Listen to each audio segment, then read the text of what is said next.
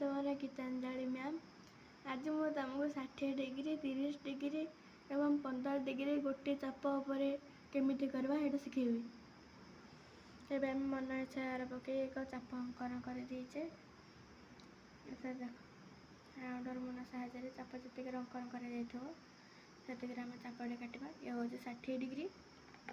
एवं आम को गाड़ी 60 डिग्री बोली दर्शे।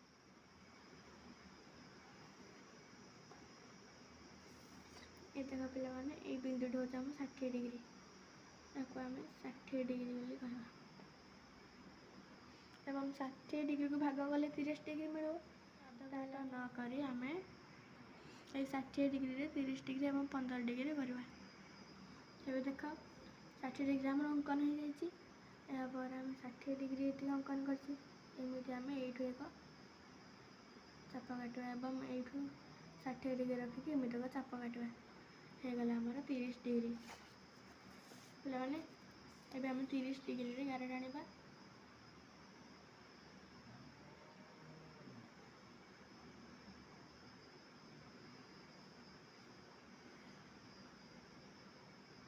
ये होगला आमर 30 डिग्री। देख 30 डिग्री देख लो। यापर आमर 15 डिग्री करवा।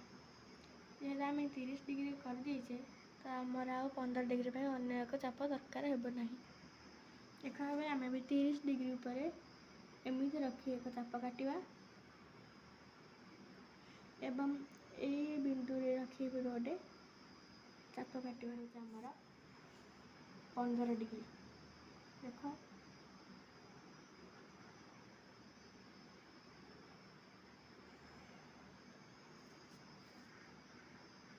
ये हूँ आमर 15 डिग्री 30 डिग्री और 60 डिग्री।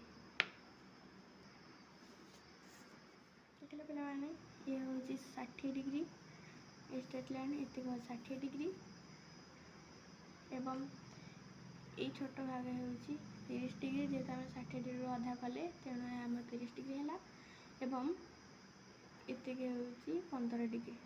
30 डिग्री आम अधा कले स्ट्रेट लाइन बाहर ये हूँ 15 डिग्री। Thank you.